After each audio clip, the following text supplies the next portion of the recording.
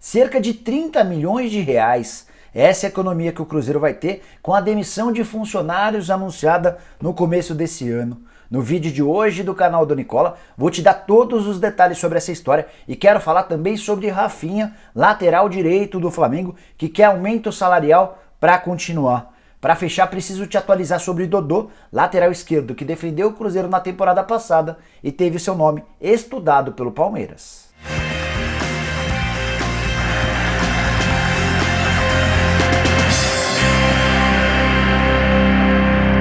Fala aí pessoal, eu sou o Jorge Nicola, bem legal ter você aqui em mais um vídeo do meu canal. E antes de falar sobre Rafinha, Dodô e a grana do Cruzeiro, a enorme economia, quero dar uma dica para quem é apaixonado por futebol e quer ganhar uma grana extra graças a esses conhecimentos futebolísticos.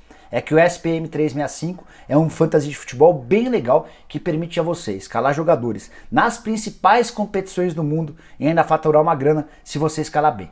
Como é que funciona esse fantasy? Você escolhe 11 jogadores que não necessariamente precisam ser de um mesmo time, desde que estejam na mesma competição, campeonato espanhol, italiano, tem campeonato brasileiro, Liga dos Campeões, entre outras, e no final da rodada, de acordo com o desempenho dos caras que você escalou, você faz mais ou menos pontos. Para começar a jogar o Sport Manager 365, você não gasta nada. Basta pegar o link que está na descrição desse vídeo, você vai lá, se cadastra, valida seus dados e ao validar os dados já ganha 10 dólares para começar a brincar. Não fica fora dessa não, beleza?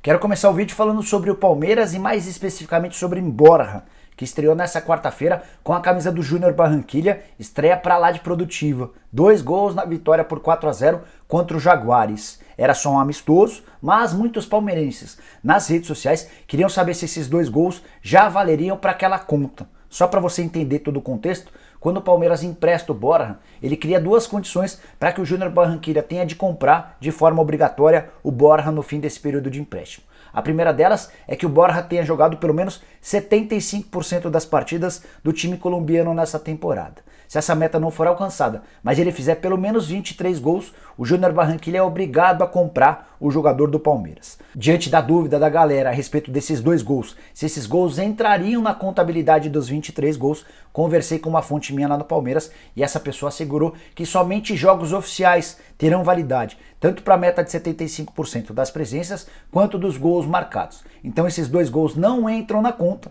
mas de qualquer forma já é uma boa impressão deixada pelo atacante colombiano, que no Palmeiras não foi bem, mas ao que parece vai ter um ano legal no Júnior Barranquilla. Aproveitando que falei de Palmeiras, quero falar sobre Dodô, nome que foi sugerido ao Palmeiras nos últimos dias. O nome está sendo analisado tanto pela comissão técnica quanto pela diretoria. A princípio agrada, o grande ponto é a questão financeira. Outro dia gravei um vídeo aqui no canal do Nicola contando que o Palmeiras só contratará jogadores desde que os valores envolvidos sejam baixos e o Palmeiras possa parcelar o pagamento. A situação do Dodô é meio confusa. Ele estava emprestado ao Cruzeiro na temporada passada e se fizesse pelo menos 3 jogos e o Cruzeiro somasse 15 pontos no Campeonato Brasileiro, nos jogos com participação do Dodô, o Cruzeiro seria obrigado a comprá-lo em definitivo da Sampdoria. Negociação de 300 mil euros ou mais ou menos 1.300.000 reais. É óbvio que o Dodô, diante desses números, acabou alcançando as 2 metas, mas o Cruzeiro decidiu que não vai exercer a obrigação de compra,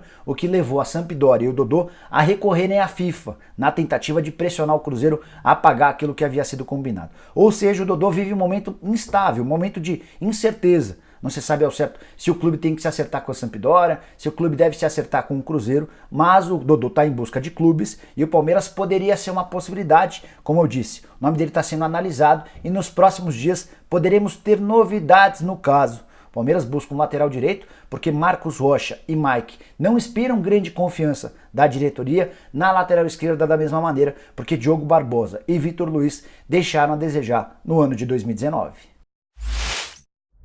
Quero falar agora sobre o Cruzeiro, que vai ter uma economia somente em 2020 de 30 milhões de reais com a demissão de funcionários anunciada no começo dessa temporada.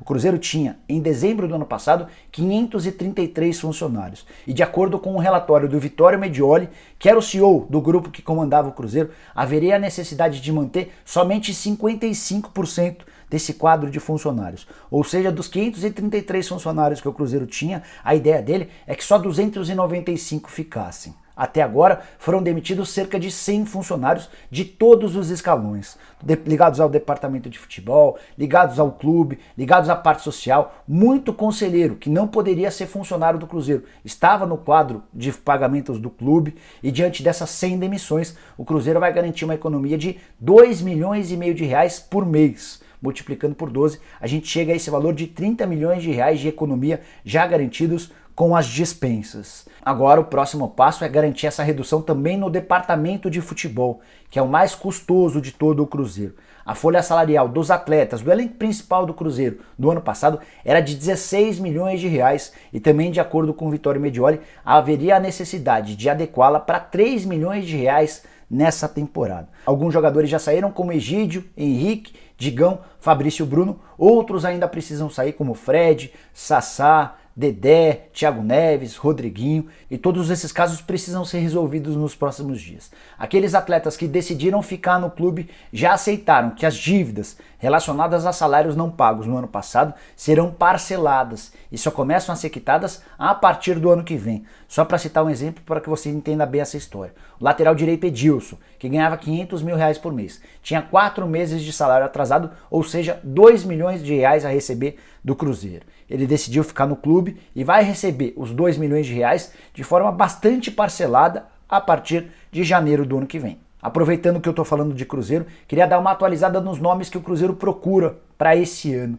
2 jogadores do São Paulo estavam na pauta, o Trellis e o Everton Felipe. O Everton Felipe tem negociação bastante avançada, deve ser jogador do Cruzeiro ao longo do ano. Já o Trellis disse não para a possibilidade de jogar a Série B e por isso até colocou em risco a negociação do Everton Felipe. A ideia de Cruzeiro e São Paulo era de que os dois fossem jogar no Cruzeiro por empréstimo gratuito até o fim da temporada.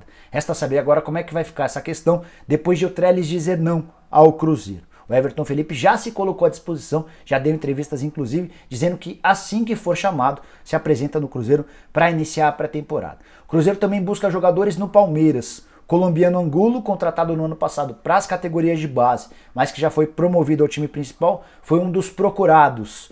O Cruzeiro também tem interesse no lateral direito Jean e no meia Guerra, e a partir daí, do interesse nesses jogadores, pode pintar uma troca. É que o Palmeiras quer o Orejuela, lateral direito recentemente comprado pelo Cruzeiro. Então o Orejuela pode ir para o Palmeiras diante de um empréstimo que envolveria vários outros jogadores indo para o Cruzeiro, talvez até com a ajuda de parte dos salários sendo bancadas pelo Palmeiras. Para fechar o vídeo, quero te falar sobre Rafinha, lateral direito, que viveu um momento bem legal na temporada passada com a camisa rubro-negra. O grande ponto é que o Rafinha quer aumento salarial para permanecer no Flamengo. Tanto que o empresário dele, o Lincoln, que foi ex-jogador de futebol, jogou no Palmeiras, na Alemanha, esteve ontem no Ninho do Urubu, reunido por várias horas com dirigentes do Flamengo. A ideia era tratar sobre um substancial aumento salarial. E a questão é a seguinte: Rafinha deixou claro nessa conversa via seu empresário com os dirigentes do Flamengo que se não houvesse aumento salarial, ele vai estar disposto a escutar propostas que venham do exterior. No ano passado, quando o contratou, o Flamengo não estabeleceu multa rescisória para o caso de propostas do exterior. Ou seja, se por exemplo o Benfica quiser contratar o Rafinha e o Rafinha aceitar a proposta do time português, o Flamengo é obrigado a liberá-lo de graça. Não existe proposta do Benfica, tá? Foi só um exemplo para ilustrar essa questão da não multa rescisória para clubes do exterior. Se algum clube brasileiro quiser o Rafinha, aí sim tem pagamento de multa. E essa multa seria de 33 milhões de reais para que o contrato fosse rescindido. Então o que eu quero dizer para você é que o Rafinha colocou o Flamengo contra a parede. Ou vocês me dão um aumento salarial, ou eu vou estar disposto a escutar propostas vindas do exterior. O Rafinha ganha hoje 650 mil reais por mês de salário. Ele tem direito ainda a luvas, que elevam esse rendimento para algo na casa dos 800 mil reais. 850 mil, para arredondar. Só que o Rafinha foi informado recentemente que o Gabigol deve ficar no Flamengo com salários superiores a 1,5 milhão de reais por mês, que o Bruno Henrique pode renovar seu contrato também para ganhar mais de 1 milhão de reais por mês, que o Pedro Rocha e o Vitinho ganham na casa de 1 milhão de reais, e diante de cifras tão altas de alguns de seus colegas de equipe, o Rafinha se sente no direito de ser recompensado, de ganhar mais. Então, precisamos aguardar cenas dos próximos capítulos. Não imagino que o Rafinha vai forçar a barra para sair do Flamengo, até porque ele sabe que ele foi super bem recebido e tem papel importante nesse atual time do Jorge Jesus, que não tem outro lateral direito à altura. Rodinei foi emprestado ao Internacional e um pouquinho antes o Pará já havia sido liberado para o Santos ainda no ano passado. E só para fechar sobre o Flamengo e os aumentos salariais, essa situação é a mais normal possível. Todo time que ganha muito ao longo de uma temporada acaba obrigatoriamente tendo seus vencimentos aumentados. O Flamengo, inclusive, já contava com isso, até por isso, no seu planejamento orçamentário montado para 2020, previa um aumento de 48 milhões de reais ao longo de toda a temporada, com salários relacionados à comissão técnica e jogadores. Bom, pessoal, eram essas as informações que eu queria dividir com vocês. Espero que tenham curtido o vídeo e deem um like por aqui. Quem ainda não se inscreveu no canal do Nicola, aperta o botão vermelho de inscreva-se, aperta o sininho para ser notificado toda vez que eu fizer vídeo novo ou live e use o espaço para comentários para deixar opinião, sugestão, pergunta, crítica, seja lá o que for. Beleza? A gente se vê em breve. Tchau, tchau!